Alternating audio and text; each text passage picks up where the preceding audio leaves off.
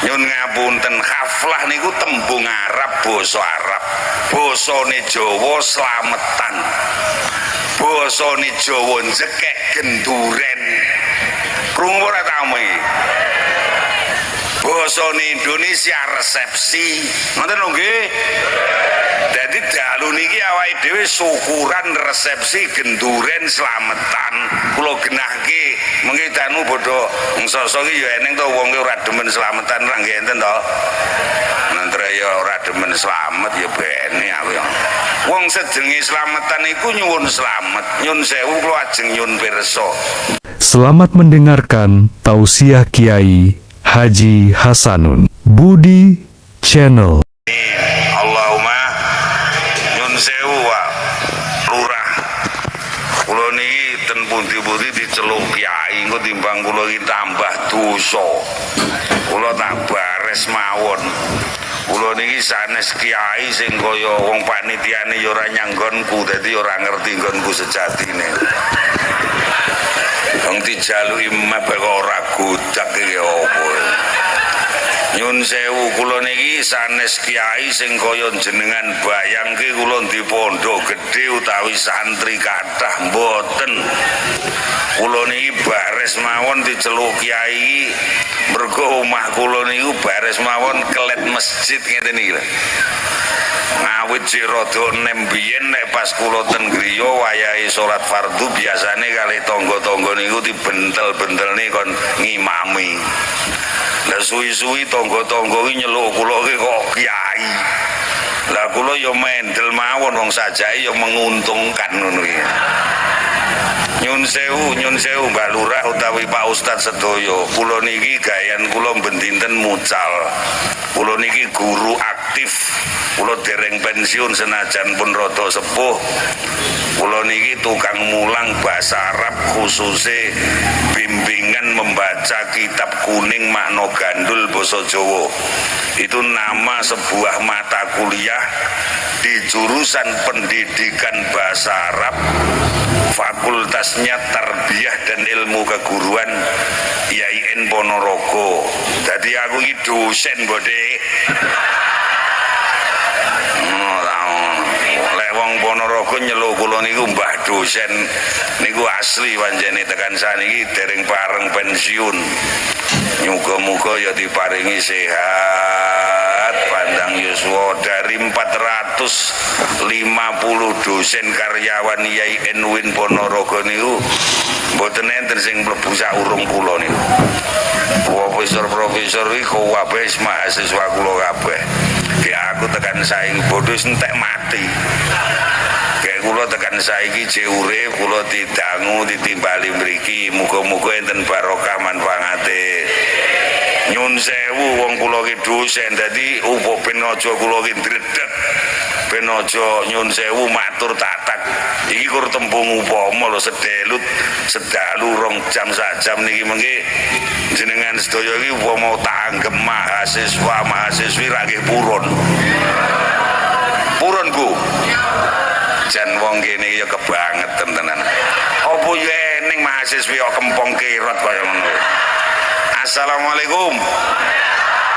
Dalu niki sing penting niate tu syukuran. Endi bener endi? Oh haflah bener ning haflah akhirus sanah niku salah. Lek haflah mestine akhiri karena mudhof ilaih. Wis sing ngerti karo sampean tok liyane ora. Assalamualaikum. Nyun ngapunten, haflah niku tembung Arab, basa Arab. Basane Jawa slametan. Basane Jawa njekek genduren. Krungu ora ta iki? Basane Indonesia resepsi. Ngoten lho nggih.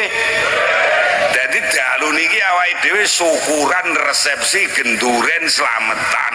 Kula genahke mengki tanu bodho ngsoso iki ya eneng to wong ora demen slametan ra nggih enten to. Nantre ya ora demen slamet ya bene aku ya. Wong sedenge slametan iku nyuwun slamet. Nyun sewu kula ajeng nyun pirsa. Lek cara enten Tanjung Kundung Besuki mriki. Tre tak klerokne asli. Tanggul Tanggul Kundung mriki lek enten bayi lagi lahir mbuh anak mbuh putu ngoten nggih dislameti nggih digendureni tenane ya digene brokuan bujeng kuat ngoten sip padha karo nggonku nyun sewu enten mriki lek enten cah lanang lari jaler ajenge dikhitan ajenge disunat nyun sewu ya dislameti ya digendureni digene brokuan bujeng kuat ngoten kuwi ya padha dikaflahi basa Arabe diwalimai dikaflahi basa Indonesiane diresepseni lek cara wong Ponorogo trenggone wong kasar gendu nyun sewu enten mriki lek enten wong ajengaken nikah arepe rabi oleh mantu apa oleh bojo ngoten ya do slametan genduren ngoten tenan to alhamdulillah muga-muga sing rawuh niki kabeh wong sing barokah wong sing slamet Allahumma nyun sewu sing sami rawuh iki kabeh ya pengin urip apik ning donya slamet ngakhirat ngoten tenane lho Rabbana do pangeran kita atina mugi panjenengan paringing kita fid dunya ing dalem donya hasanatan rupa kebagusan Allahumma hasanun ki artine bagus piye iki Mas Saul ya kebagusan muga-muga nyun sewu sing rawuh niki sedaya oleh api ing donya Allahumma ya api akhirat Allahumma sing nomor 3 waqina azabannar mugi-mugi tanggul gunung tanggul kundung mriki estu sedaya kados dene swarga ditebene saking panasing geni neraka Allahumma ya kuwi sing arep tak omong ning bengi iki assalamualaikum kok kabeh njaluk api donya iki barane apa lho Kang Bismillahirrahmanirrahim zuyyina den pepaesi iki dihiasi halo Bu wong lanang meneng assalamualaikum bares arep nyang pengajian mang ra ya bodho Pak pepaes bodho macak ngoten to lha nyapa yo macake ben ayu nggih mboten ben tambah ayu Allahumma lek sampeyan ning donya iki pengin urip apik awake dhewe dikeki pepaes karo Gusti Allah sing maneka warna rezekine Gusti Allah sing tidumten donya niki tenggene kula jenengan sedaya jumlahe yo akeh maceme yo pirang-pirang ning jane rezeki niku sing gedhe-gedhe kok enten 3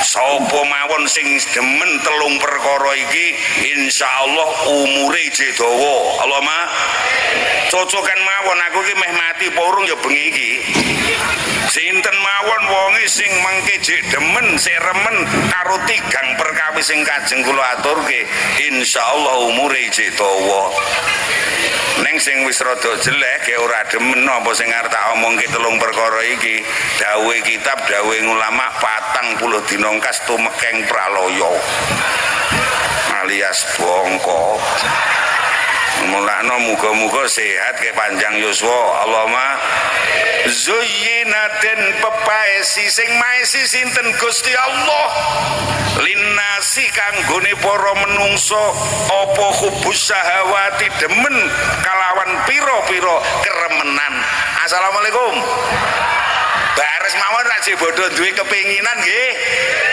wah sampean jek sehat wong lek jek duwe kepinginan apa nek pengin apik kuwi tandane jek sehat lek sehat insyaallah umure dawa ngono lho nggih lha apa niku hubus syahawati minan nisa'i kang wujud wong wadon sing wong wadon ya demen nggone wong lanang assalamualaikum jujur sing lanang-lanang iki bare mawon lengene wong wedok ayu ngono sampean ya jek demen berarti umurmu sik dawa Kang minimal ya jek luwih 40 dina lah kowe Bu assalamualaikum sampean lengene wong lanang ganteng kaya Kasanun iki ya demen Ya berarti sampean cek sehat, umure sik dawa. Allahumma. Lah niku enten gene agama diatur demene wong kakung karo wong putri niku diarani garwa utawa bojo. Tak lang-langne numpak mobil 2 jam setengah bar maghrib tekan saniki. Kula niki ajeng ngemutke. Pilih bojo, pilih garwa, pilih sisiane awake dhewe urip ning alam donya niku rejeki sing nomor setunggal. Ngoten lho nggih. Rasa ora bodan. Lali sapa mong lali. Nyun sewu. Ternyata hubus syahawat minan nisa nyun ngapunten senenge wong kakung tumandu dumateng putri sing jamak lumrah ning saringan agami diwastani bojo ya garwa niku pepaese wong urip ning alam donya rezekine Gusti Allah sing dingehke menungso kula jenengan sedaya yang nomor 1 number 1. Namung ngono.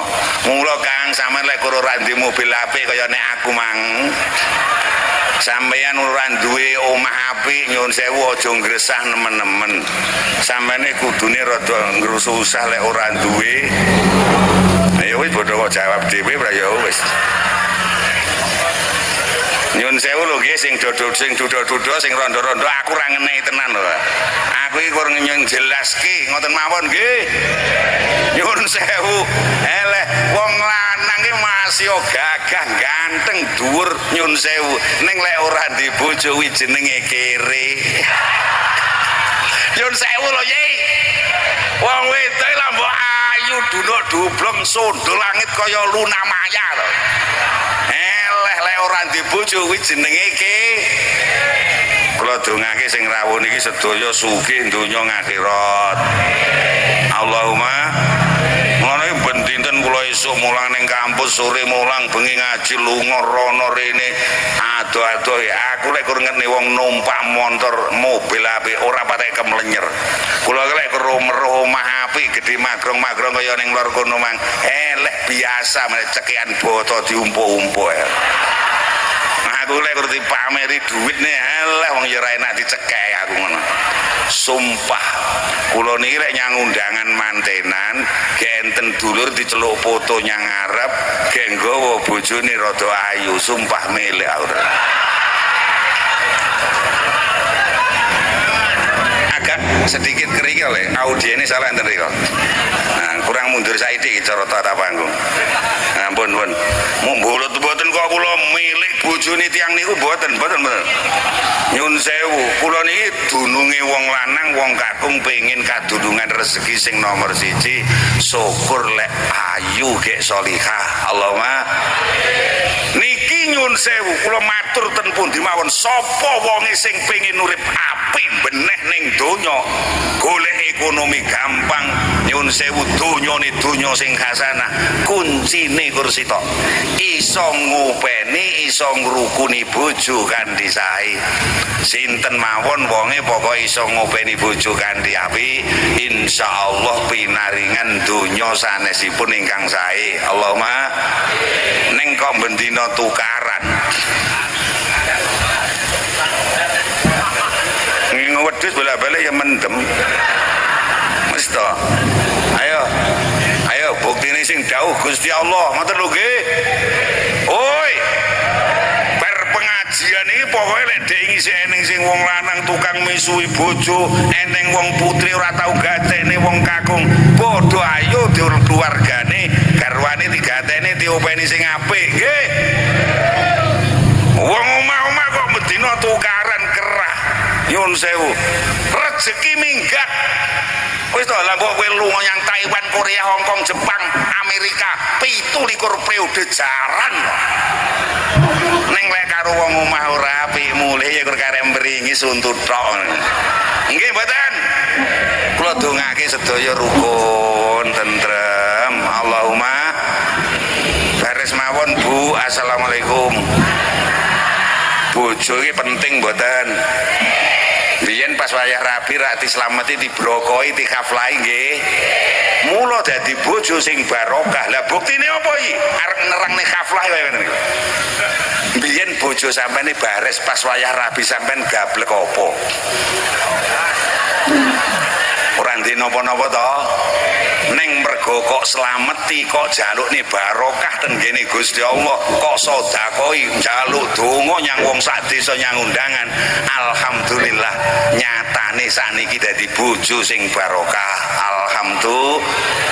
Buktine napa? Lah wong biyen rabi ra nggawa apa-apa, nyatane saiki ya iso gawe omah. Nggih mboten? Ya iso nyekolahne bocah-bocah. Nggih mboten? Ke bojo lek barokah tenan, nyelot tuwek ngene iki ora kok nyelot elek. Malah nyelot ketok ganteng, ketok gagah. Iya to, Bu? Sing ngomong boten dosa tenan kowe. Bares mawon sing jek rada nom-nom kuwi upama bojomu rada tuwek ritak, gek dijaraki utawa nyun sewu dilirik wong wedok liya, kowe gelo ora? Lah iya. Muga-muga barokah. Gek nyun sewu, Bu. Wong mriki nggih kesami kagungan HP Android ngoten. Gadah nggih. Bojo wau penting nggih. Barese sampeyan sedina ngono WA bojomu ping pira? Tenan to? Diampun tenan wong wedok ini. Lah kok malah WA-ni bojone wong liya. Nyun sewu daya mawon nggih. Kiai Hasanun lho wis tuwek ritange ngeten iki kula karo bunyai iki digatekne pol ta.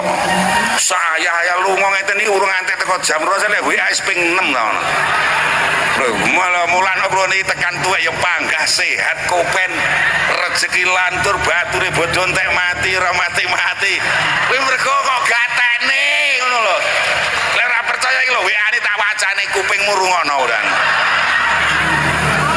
Rungono lho. Bah pun kondur lek ngene. Aku ya tak jawab durung aku. Lah kok ngangge WA-ne empun supe lho berkate. Aku ya ndak piye to karepe iki apa to iki jenengan.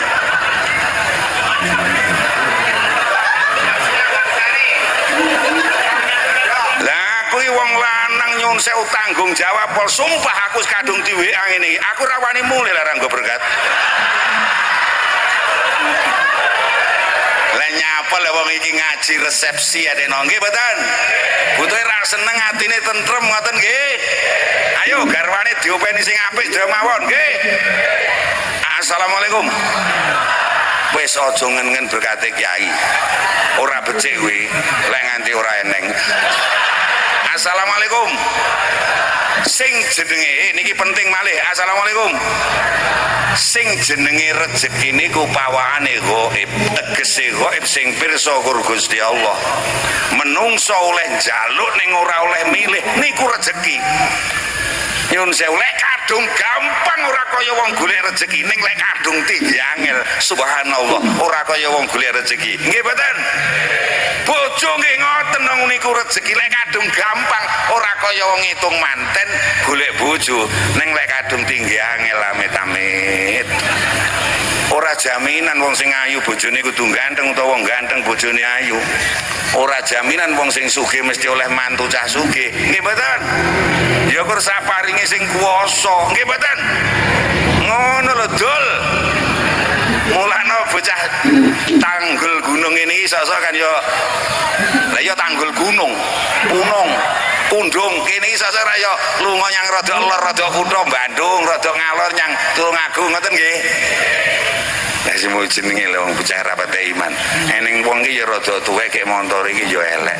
Kek gonceng bojone iki ayu. Lah kok dipisui karo cah kene. Dampet wong kuwi bojone rek ayu meneh. Lah kuwi salahe apa jajal? Wong sing paring Gusti Allah. Nggih mboten? Maksud kula mboten niku, Bu, Pak, nyun sewu. Garwane awake dhewe niku sing milihke Gusti Allah. Nggo ditampa, diomeni, diopeni, diramut sing sae mawon nggih. Mesti wong ki lek rukun karo bojo, rezekine gampang. Allahumma mula pas oleh bojo bodho dikhaflai, dislameti, diwiluje. Nyun sewu. Yo yo arep ngaji 5 menit muka dimai sakmene kae sampai jam pira. Wis ngene ya. Assalamualaikum. Pramila wonten ing dalu punika krana bektor syukur kunjuk dumateng ngarsa dalem Gusti ingkang akarya loka ingkang maha kuwasa ingkang ukir jiwa raga kula panjenengan sedaya ingkang paring sandang tedha garwa lan putra enten dalu niki kanca-kanca ustad kempal hajat kali yayasan lan sedaya wali murid dalu niki ngaturaken slametan sedekah haflah ingkang arupi sedekahan blokoan Bujeng Kuat. Tae sing tak kajane ora eneng apa jeneng. Lah engko kadung tak kajane iki enten mriki gawe bujeng bentuke beda. Lah kula ngaos kan mulai king Sragen ngantek ten dhewe-dhewe iki terus ngulon kaya terakhir gawe ten kene pondok ngene Bayayanan teng pondok gedhe Wagehan Kediri. Mriko nang ya bodho ning bujenge ngreya sedekahan ya brokowan njaluk barokah. Dan yang kene bujenge beduk kalau. Assalamualaikum. Nyun sewu ya sore ning dibayang nih mawon enten mriki niki lek enten wong slametan gawe bujeng ngoten ngisor nggih ageng ngoten nika. Tenan to? Kendhuwur cilik lincip ngoten. Lah nyapa rek ora kok gawe kotak ngono. Niki pitutur luhur. Niki piwucal agung nyun sewu saking para wali tanah Jawa kiai-kiai sepuh Joma Jujo mulang tenggene anak putu wong tanah Jawa nyun sewu. Wong tuwa mbiyen ora kakean cangkem kaya kasanun. Ning dengan wujud simbol ritual. Simbol niku ya simbol tondo ritual niku nyuwun peribadatan. Sedekahan peribadatan digambarne didadekne pitutur. Ngoten lho nggih. Didadekne donga. Ngoten lho nggih. Mula diwujune panganan jenenge Bujeng Kuat ngisor gwedhi dhuwur nyelot cilik lincip. Muga-muga putra sedaya nyuwun ngapunten ingkang sami sinau wonten ing madrasah mriki dipun paringi kuat barokah wilujeng. Daya mawon pengin barokah wilujeng nggih. Uripa kaya Bujeng Kuat nomor setunggal dalu ing dalu punika para ustad ndonga dumateng Gusti Allah mugi-mugi lari-lari anak-anak santri kita sedaya uripipun barokah syaratipun enten 3 nomor setunggal dipun agengaken ngandhapipun dipun kiyataken imanipun. Jangan muni amin lho. Ingkang nomor kalih mugi-mugi anak-anak kita sedaya uripe barokah kaya Bujeng Kuat dipun agengaken ngandhapipun. Ingkang nomor kalih dipun kiyataken ngilmu pangertosanipun. Ingkang nomor 3 mugi-mugi anak kita sedaya dipun agengaken ngandhapipun dipun kiyataken akhlak karakter pakertinipun.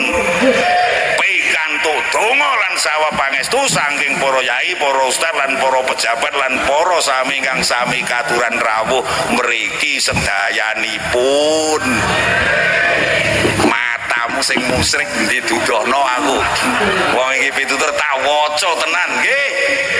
Karepe yo anake awake dhewe kok dijalukne barokahke apa uripe ben kuat wilujeng gedhekno sing ngisore. Ngoten lho nggih. Nomor 1 digedhekne iman, 2 ilmu, nomor 3 pola tingkah akhlak pakerti karakter. Wis to.